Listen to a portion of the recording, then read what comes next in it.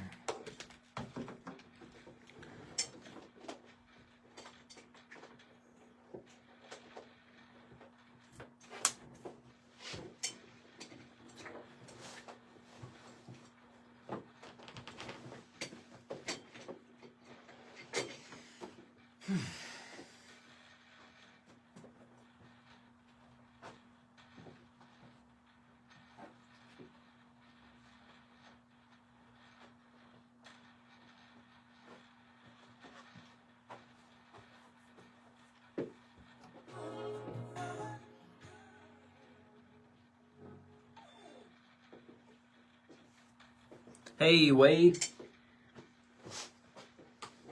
Good to see you.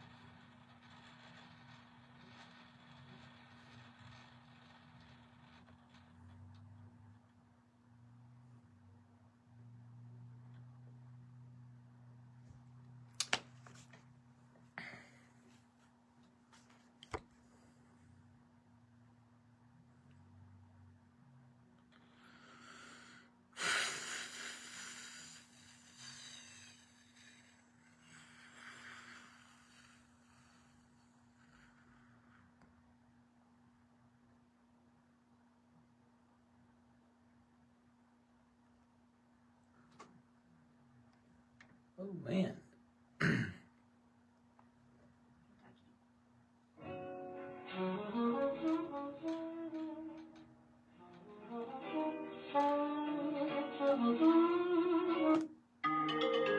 You are listening to Radio Lex, the voice of the people, WLXU 93.9 Here we go. FM, Lexington, Kentucky. The views expressed on this program are not necessarily the views of Lexington Community Radio or its board of directors. The views expressed are solely those of the programmers.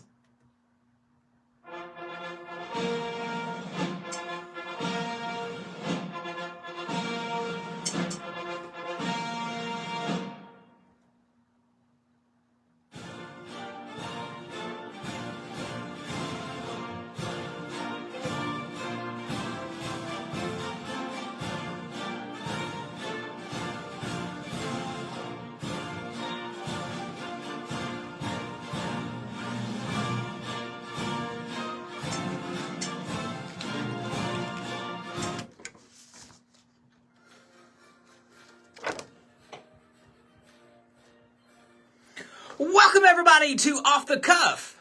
I am Adam Banks coming at you live from Lexington, Kentucky. Thank you for listening to the show, and thank you for tuning in to WLXU 93.9 FM. In addition to listening on the radio, you can check out our Facebook live stream at Off the Cuff with Adam Banks, or you could stream the show live from the station website at radiolex.us to listen to us from anywhere in the entire world. I am broadcasting from the Deborah Hensley studios here at Radio Lex on North Limestone. It is November the 7th, 2024.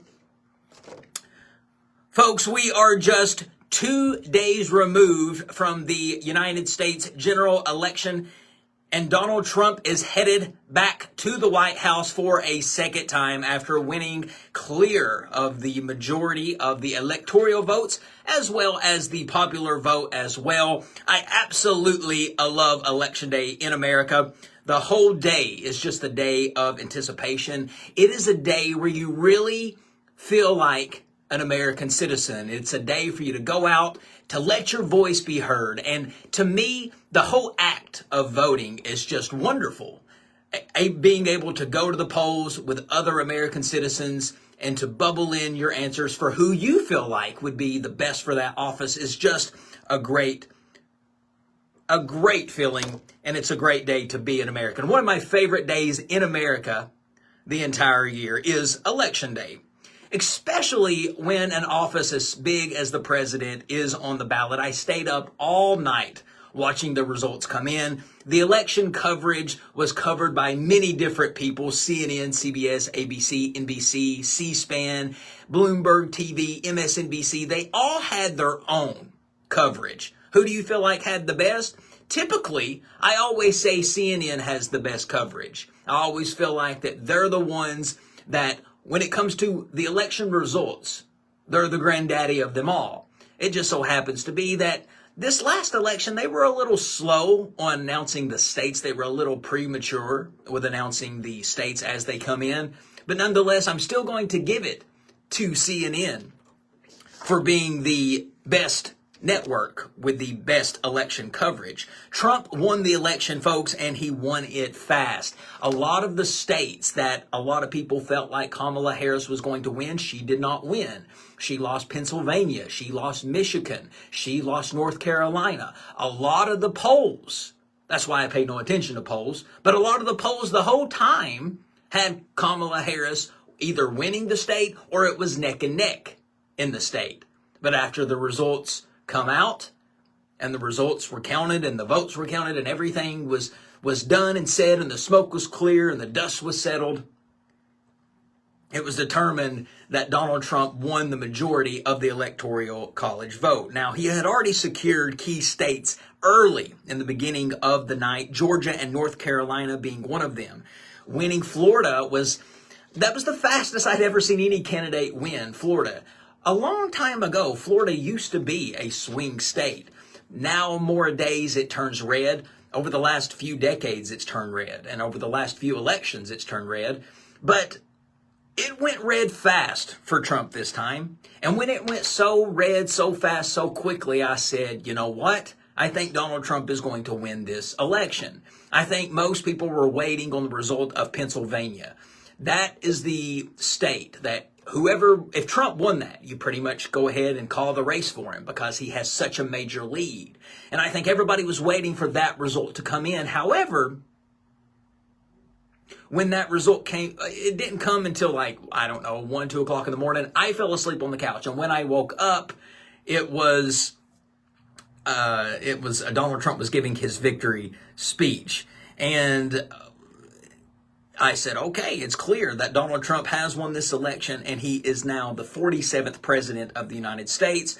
And this is what I woke up to, folks. This is the speech from the new president-elect Donald Trump. Take a listen. I want to thank the American people for the extraordinary honor of being elected your 47th president and your 45th president. And every citizen, I will fight for you, for your family, and your future. Every single day, I will be fighting for you with every breath in my body. I will not rest until we have delivered this whole state of the deserve and that you deserve. This will truly be the golden age of America. That's what we have to have. This is a magnificent victory for the American people that will allow us to make America great again. And this is J.D. Vance getting up to say a few words. Well, Mr. President, I appreciate you allowing me to join you on this incredible journey. I thank you for the trust that you placed in me. And I think that we just witnessed the greatest political comeback in the history of the United States of America.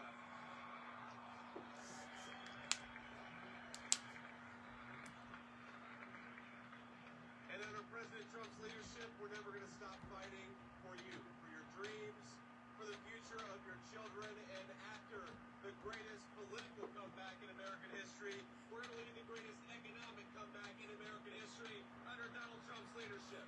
And there you go, folks. That was the speech that I woke up to. And it is pretty clear that he is the winner. There are still some states that haven't officially been called, and that is Nevada and Arizona. Trump obviously leading in both states there. It doesn't matter if he lost in any way. He is still the winner. Now, this next speech is the concession speech of Kamala Harris. And Kamala usually struggles when she gets up to give her speeches. Usually she relies heavily on the teleprompter, and this was no different. She relied very heavily on the teleprompter for this speech as well. But I feel like that of all the speeches she gave, this was the best speech that I ever heard her give. I love concession speeches. It tends to be the best speeches that presidents give. And last week on the show, or a couple of weeks on the show, I talked about some of the best concession speeches given throughout time. And one of the things I love about concession speeches is it's so difficult for the speaker to get up and speak after losing an election like the presidency. Could you imagine? But one of the things that all people call for during a concession speech is unity, and that's exactly what Kamala Harris did. Take a listen. My heart is full today, full of gratitude for the trust you have placed in me, full of love for our country, and full of resolve. The outcome of this election is not what we wanted, not what we fought for, not what we voted for. But hear me when I say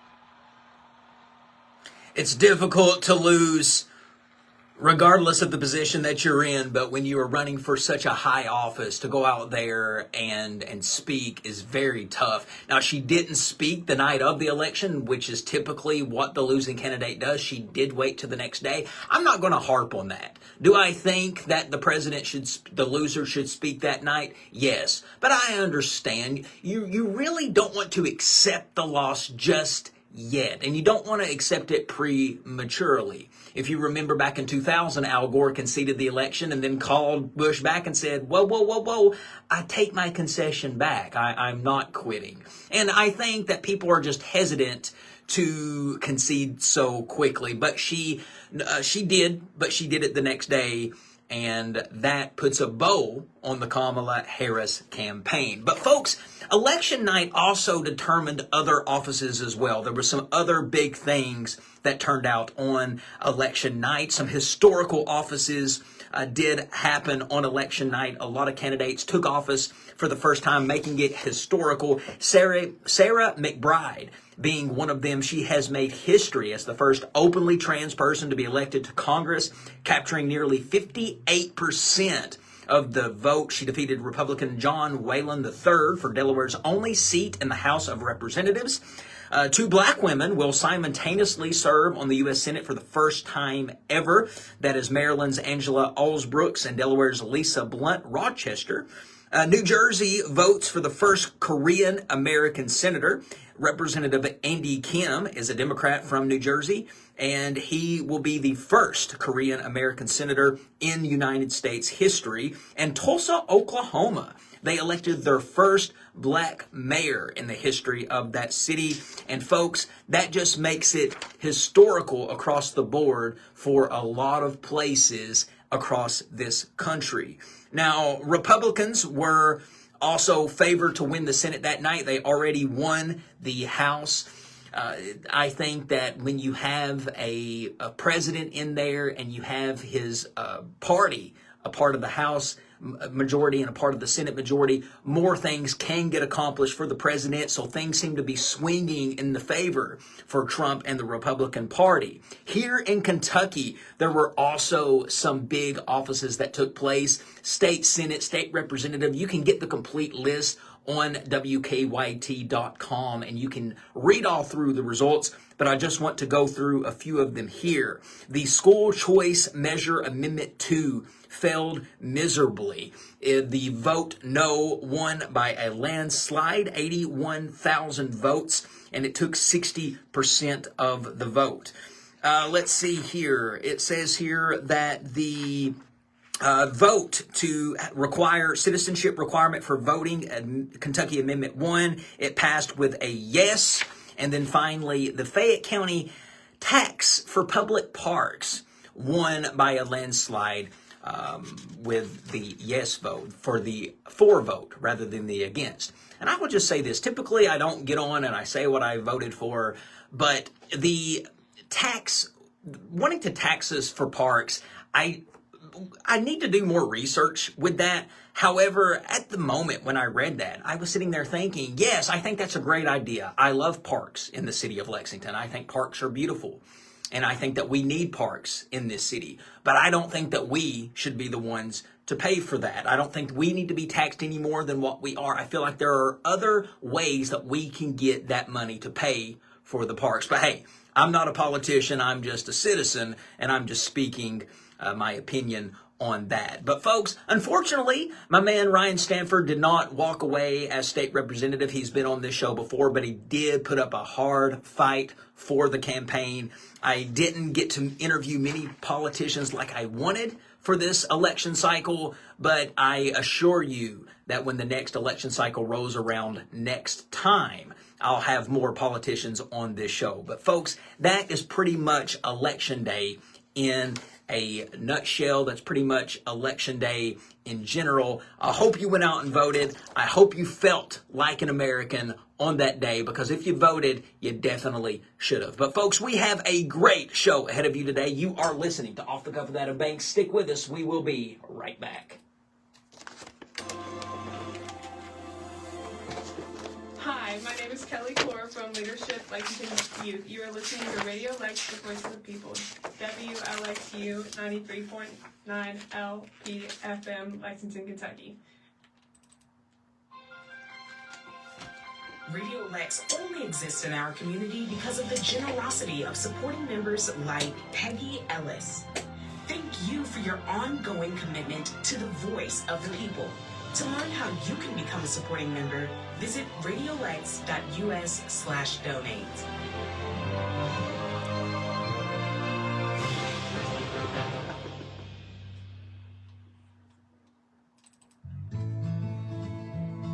Donate. 90% of children 4 to 8 who were injured in a crash were not restrained in a booster seat. Booster seats are required by law for children 3.5 to 4.5 feet tall.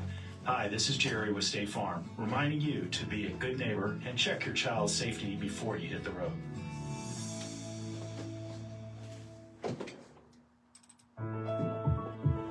Let's go places safely, Lexington.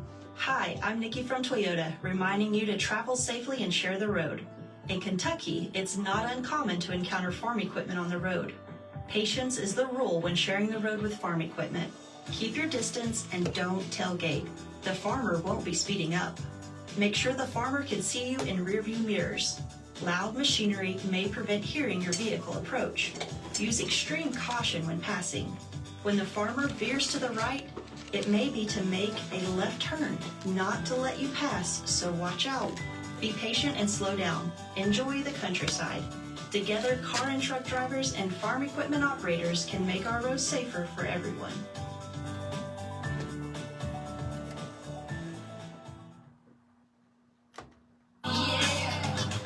Now basketball is my favorite sport. I like the way they dribble up and down.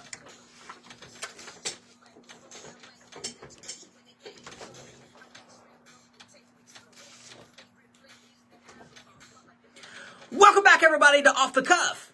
Adam Banks here with you. Folks, basketball season for the college world is in full swing. That is right. College basketball is back. And folks, that began just this week. Everybody started out with a record of 0-0 on Monday. And now, folks, the party and the fun is just getting started. If you are like me, you probably get that extra shot of adrenaline when you hear a network's theme music kick in just before tip-off for a college basketball game. We've talked about some of the best broadcast theme songs throughout time when it comes to different sports. For instance, we talked about the networks out there that had the best theme songs when it comes to their particular coverage for baseball or the NFL or for college football. But we've never really talked about some of the best college basketball broadcast theme songs throughout time because, folks, there are many. These themes are more than just background music. They set the stage for every buzzer beater, every underdog victory, every epic showdown on the court. We're talking about the iconic sounds of college basketball today. These theme songs that I'm going to play have defined generations of unforgettable moments. And I'm going to be playing songs from networks like CBS, NBC, ESPN, Fox. Whether you're a fan of the classics or more of the recent jams, we have a list here to play for you today, folks, that you are going to love. And there are a lot of great networks out there that show college basketball, and a lot of great theme songs are attached to these networks, and every network is different. And folks, we are going to start with one of the networks that shows a lot of college basketball, and I'm talking about ESPN. ESPN is the leader in sports. That's what they call themselves, and they show a lot of college basketball. And when they do show their college basketball games, they play this network theme music for all of their basketball coverage. Take a listen.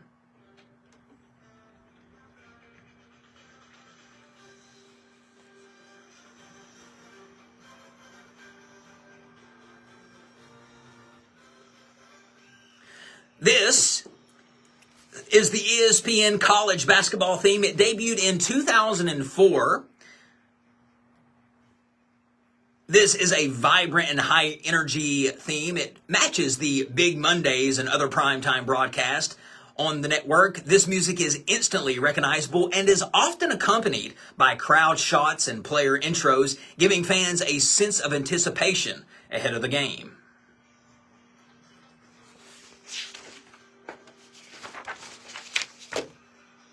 It's been a year since we've heard this broadcast music, but as of Monday, it is officially back, folks.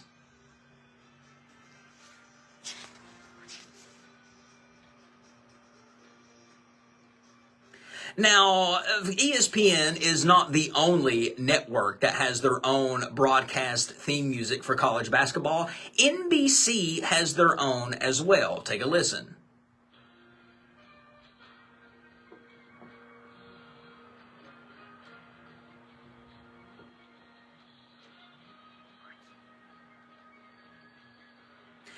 Now, the NBC network is not a big network for college basketball coverage. As a matter of fact, they no longer show college basketball on the NBC network, but back in the 90s, back in the 80s, NBC was a big network for college basketball, and when they did have their own coverage, this was their theme music. It debuted in 1990 for specific basketball coverage events.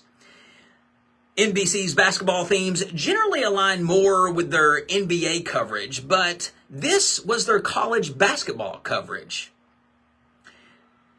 I don't know why NBC couldn't work out a deal to show any college basketball. I guess they don't look at it as that important. Most people, when they're bidding for sports, they bid for football. Basketball just seems to take a back seat with a lot of national coverage on big networks. But man, this just brings back so much nostalgia. Back when I was a kid, I remember hearing this theme music in the background when a basketball came on NBC.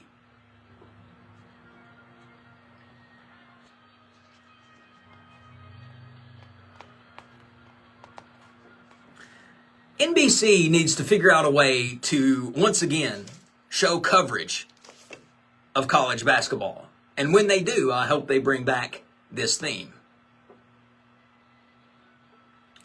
All right, next up, folks, on my list is some of the best college basketball broadcast theme songs throughout time. Comes from the Fox network, and you're probably going to recognize this when you hear it because it sounds very familiar. Take a listen.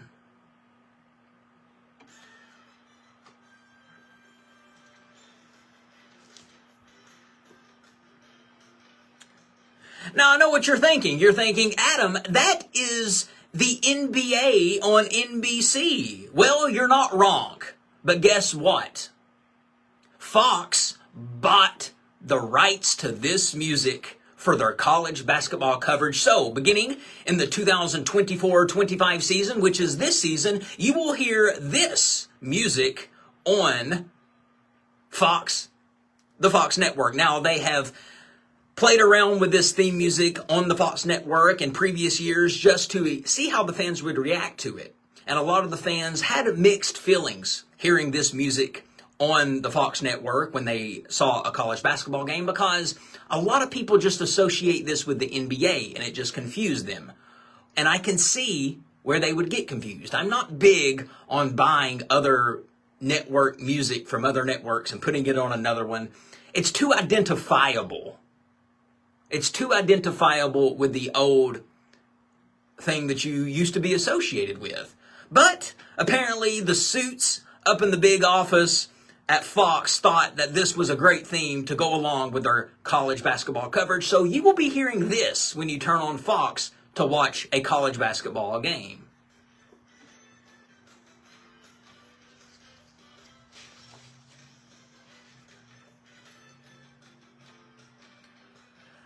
All right, folks, next up on my list is one of the best college basketball broadcast theme songs throughout time is from CBS, and I feel like that, of course, this is the greatest theme music for any sport network ever for any sport, basketball, baseball, football, you name it. This theme right here is the best network music attached to any sport, and it just so happens to be CBS. This is their music for their college basketball coverage. Take a listen.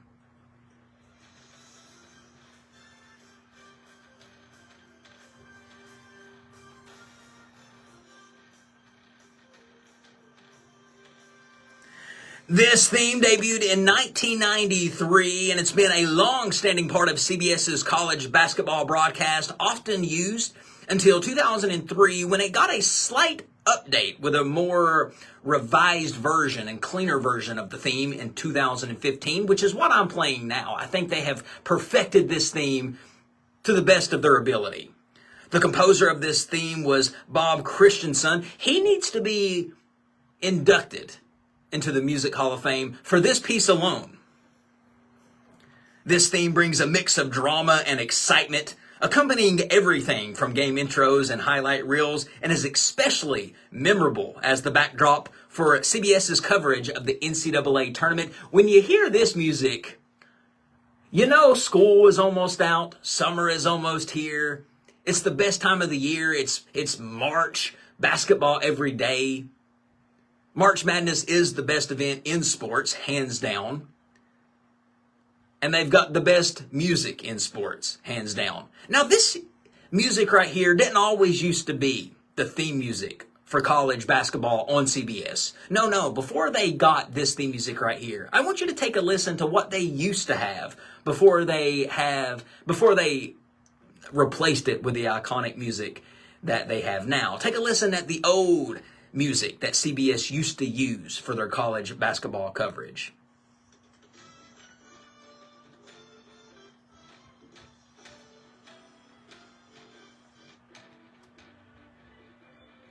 So you can see, obviously, why they felt like that they need a revision of theme music, and they certainly did, because man, oh man, what they replaced it with is going to be hard to beat.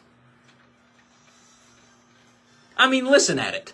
This would make a sick man feel better. But that, folks, pretty much wraps up and completes my list of some of the best college basketball broadcast theme songs throughout time. A lot of great ones. But those, I feel like, are the best ones. And of course, I've got lots to talk about regarding our Kentucky Wildcats. Not just yet. I'm saving that for a little bit later on the show. But I just wanted to focus this segment in honor of college basketball starting back up. I wanted to do a segment on college basketball, and what better way to celebrate it than celebrate the great music attached to all of these networks that show college basketball. But folks, that pretty much wraps up the list. We've still got more Off the Cuff coming at you live after these words. Stick with us. We will be right back. Hi, I'm Lily Rochelle, and this is Radio Lex, the voice of the people.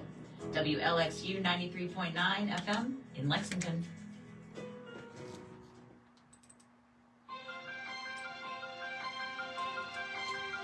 Radio Lex has the support of the JCC Group family of companies, thejccgroup.com.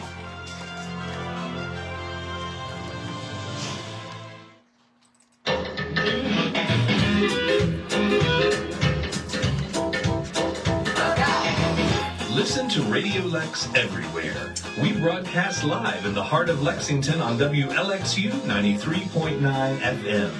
You can also listen on the TuneIn app or download the WLXU mobile apps from the Apple App Store or the Google Play Store. And you can always stream live from our website, radiolex.us. Radio Lex, tune in to the voice of the people.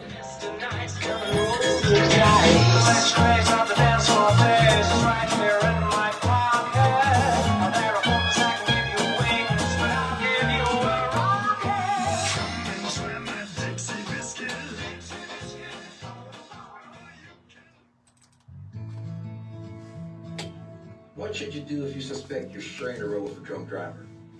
Don't try to pass them and get them to pull over. Take down the license number, then get off the road and call 911. Tell the operator to make and license plate number of the vehicle, as well as the time and location. Traffic authorities will take care of the rest. Hi, this is Sheldon with State Farm, reminding you to be a good neighbor and keep alcohol off our roadways.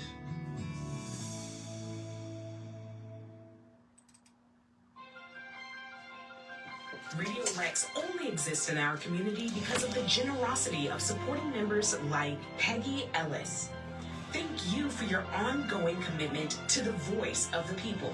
To learn how you can become a supporting member, visit radiolex.us/donate.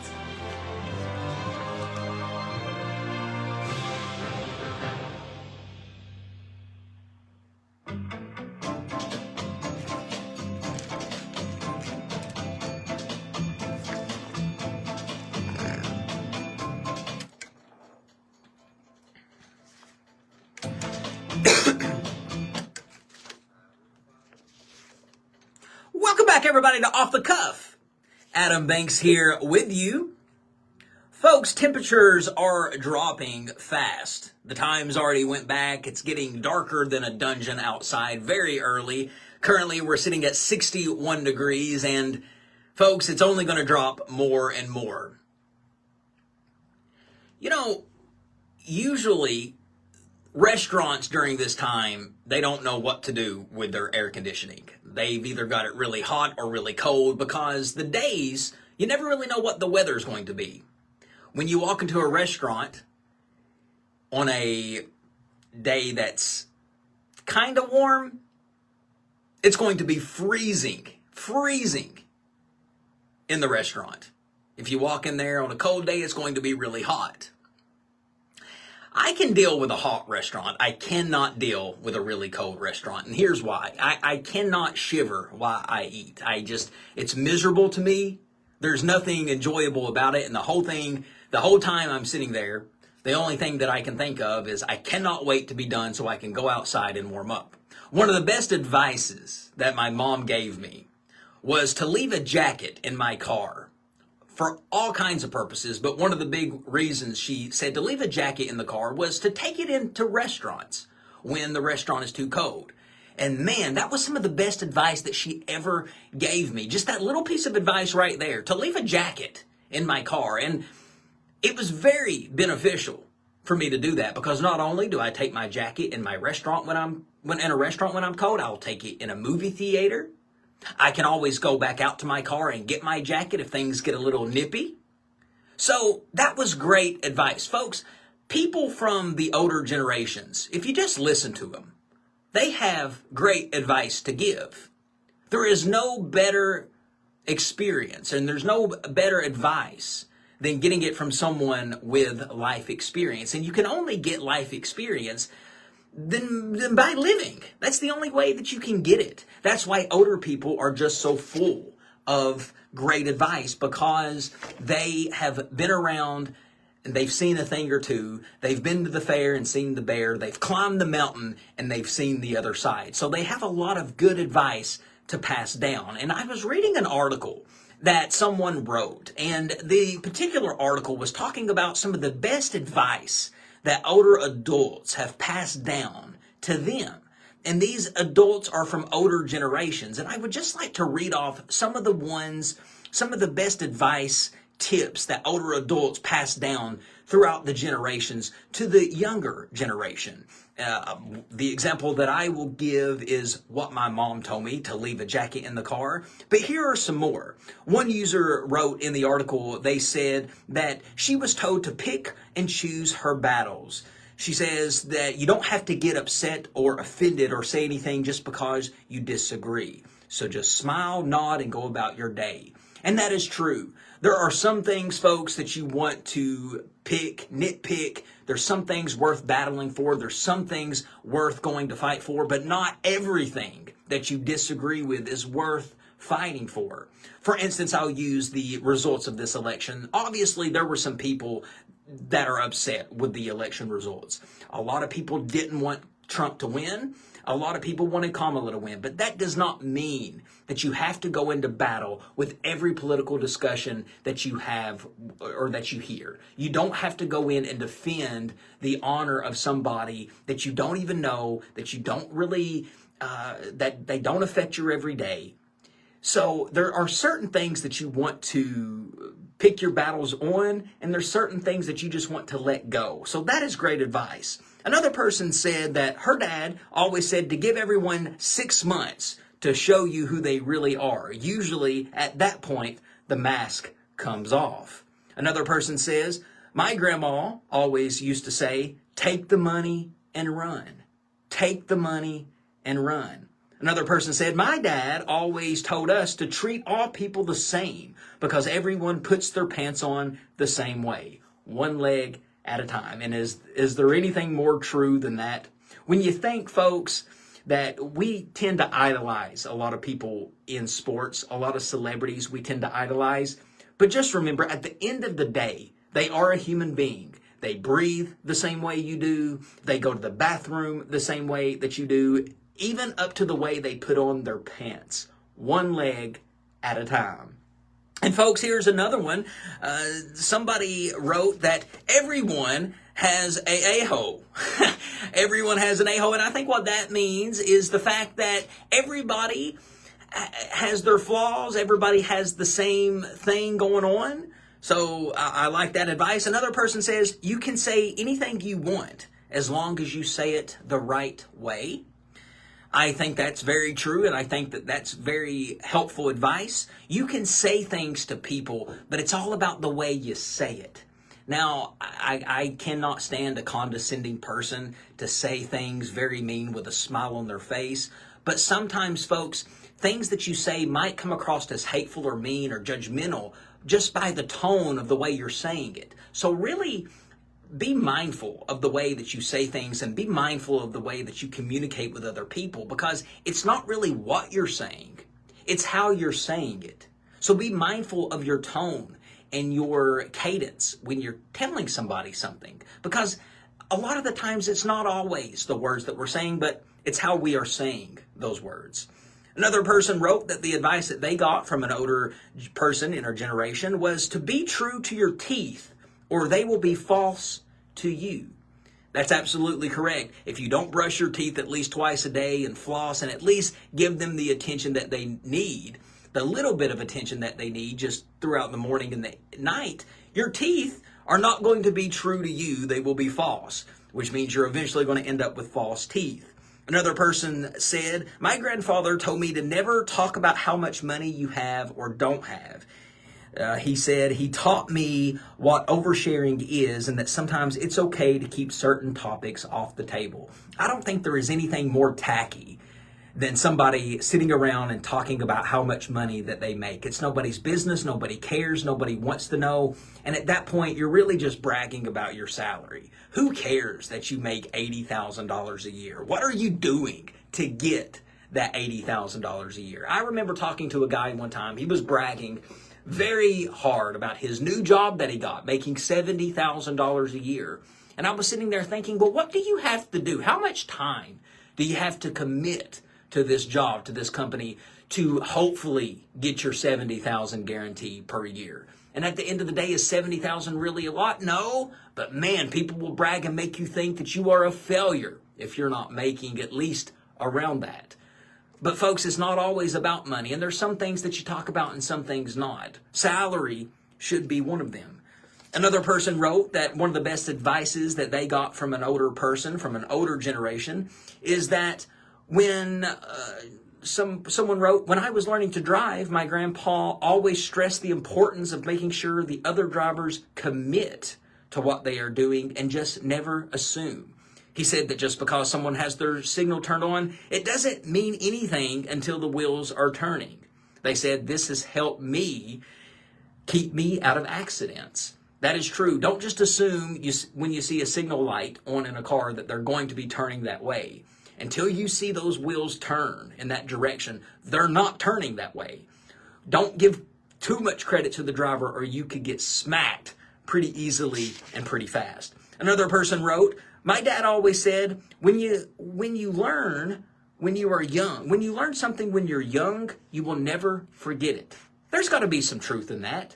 Our brain likes to soak things in very hardcore when we're young. That's why it is so important to learn the basic building blocks in elementary school. The things that we learn in elementary school, all we do is just build on those blocks that we learn from in elementary school. Our alphabet, our vowels, basic math, division, multiplication, add, subtraction. We learn all of that as kids, and we just build on that as kids. And they say that if you want to learn a language, a foreign language, to start learning when you're young. The younger you are, the easier it is to keep that knowledge of the foreign language. So I can definitely see some truth in that. So learn as much as you can when you're young. Another person said, my dad told me it's not love unless you can fart in front of them without feeling embarrassed. I think it's a preference there for what people want to do in their private. To me, passing gas is just disrespectful regardless of how comfortable you are with somebody in the room. But yes, they say that that's the test. The fart test is the test to let you know if the person you're with is really the person for you. Because if you can fart and not feel embarrassed about it in front of your lover, they're a keeper. But who knows? I think, again, that's just preference. Another person wrote, my grandma said before my wedding, she told me it's okay to bicker, but it's not okay to fight. She said you need to expect disagreements, but you shouldn't let them turn nasty. No name calling or no personal attacks. And I say that is probably the reason that her grandmother's marriage has lasted over 60 years, is because they bicker, but they don't fight. So her grandma was just trying to stress that it is okay to have disagreements. It's unavoidable, and it's okay to bicker back and forth.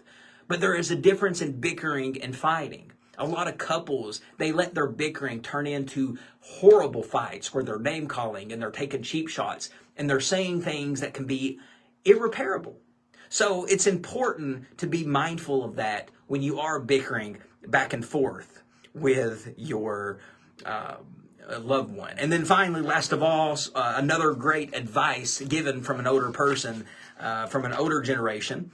They said to never eat spaghetti or boneless chicken wings on a date. There is no way possible to make that look cool. And man, I learned that the hard way, because one time I got a very nice big plate of spaghetti, and he's right.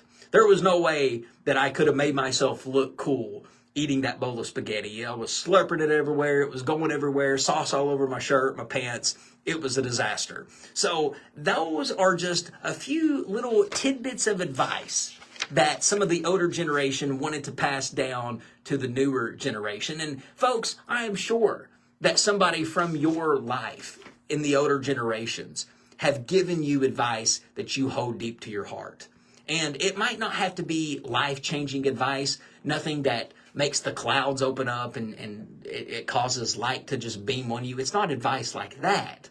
Just little advice like keeping a coat in the car for cold rooms and cold restaurants and movie theaters. Advice like that can go a long, long way. So throw up on the show thread some of the advice that you have gotten from people from older generations, and I would love to talk about it. But folks, we still have a great show, and I feel like that this is a great time to take Off the Cuff's Song of the Week. So why not a little One Night or One Life Stand by Hot Chip? Stick with us, folks. We'll be back after this week's Song of the Week.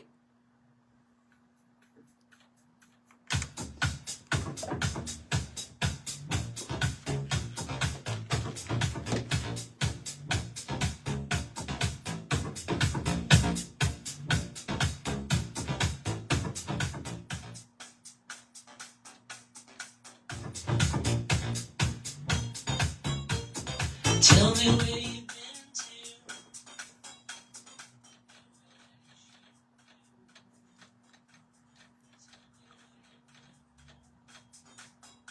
Very true, Nikki. The older generation is not a know-all, be-all. They don't know it all. And there's a lot of things that are very outdated. But just the little things that they can say, just life advice, can go a long way.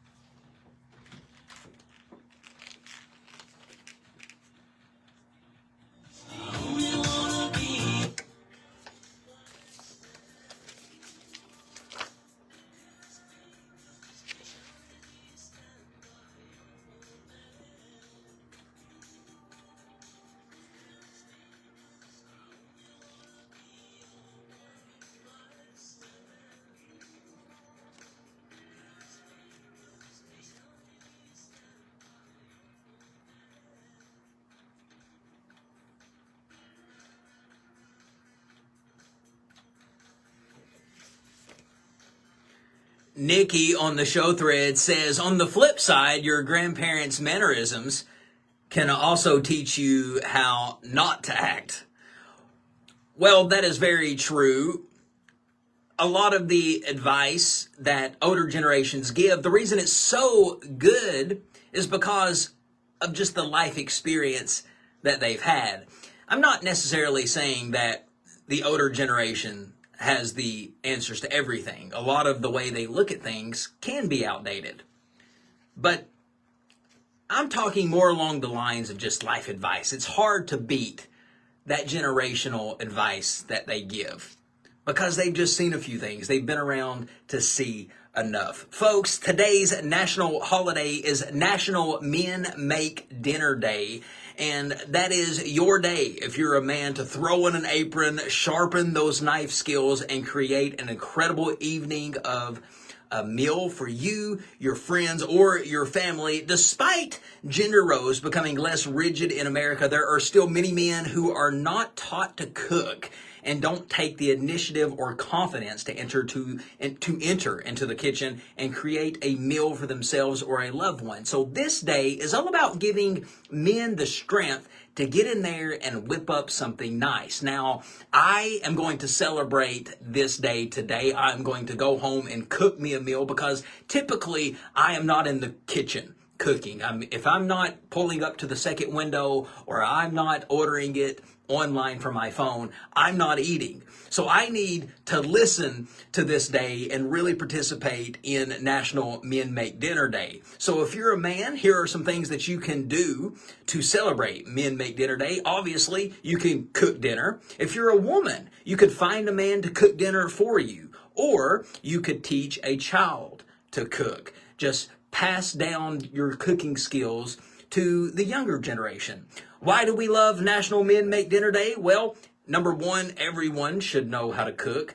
Don't just rely on a woman to cook your meals. You should know how to cook just in case you don't have a woman in your life, your woman ever leaves you, or you want to do something nice for your family a time or two somewhere down the line and cook them dinner. So everyone should know how to cook. Making dinner is a nice thing to do. That's another reason why we love National Men Make Dinner Day. Everyone loves having a good dinner cooked for them, so it's a great way to please people. If your love language is doing things for other people, cooking dinner is a great thing to add to your repertoire.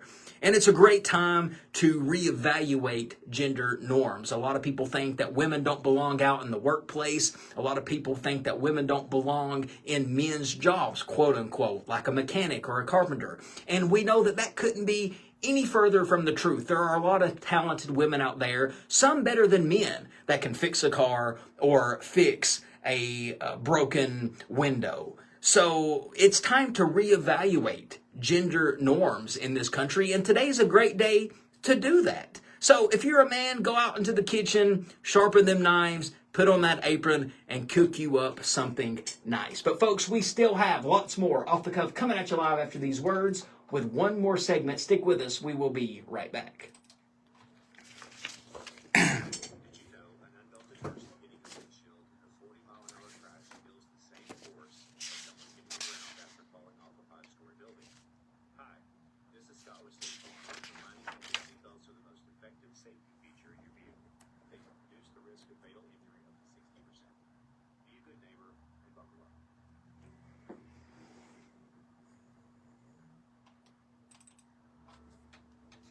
Places safely, Lexington.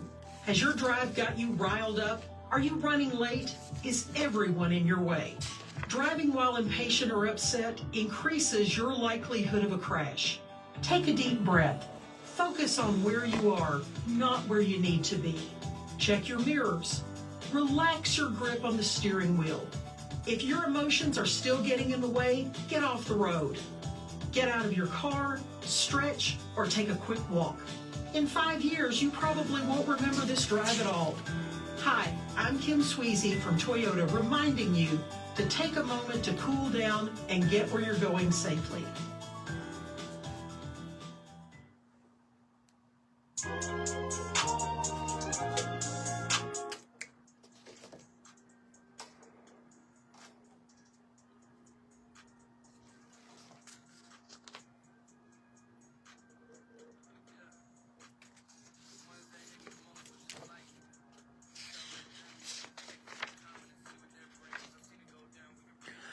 Welcome back, everybody, to Off the Cuff. Adam Banks here with you. Last segment of the hour.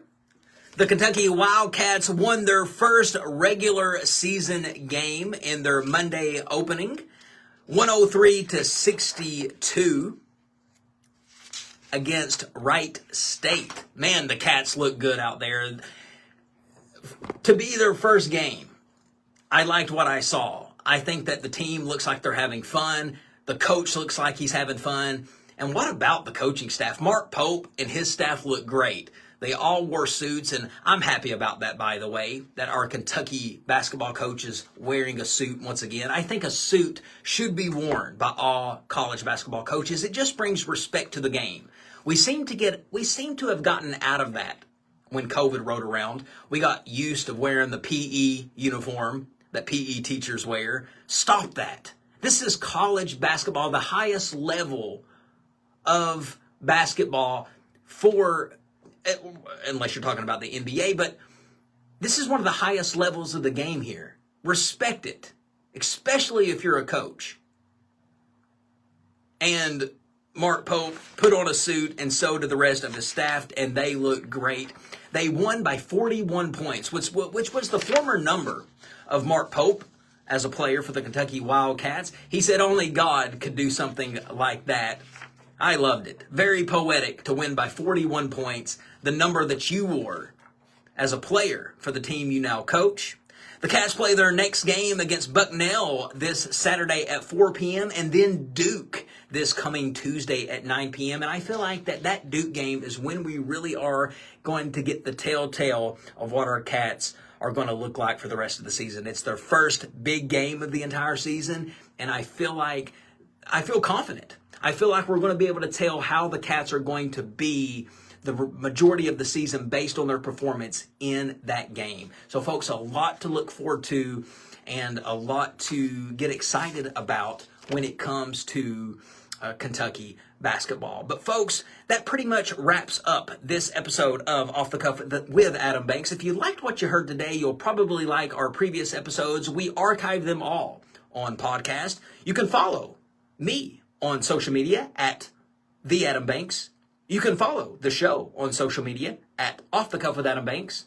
We release new episodes every Thursday from 4 to 5 right here on WLXU 93.9 FM, which means we will be back same time, same place. Ladies and gentlemen, I am Adam Banks, the king of radio, and this is Off the Cuff. I will catch you down the road.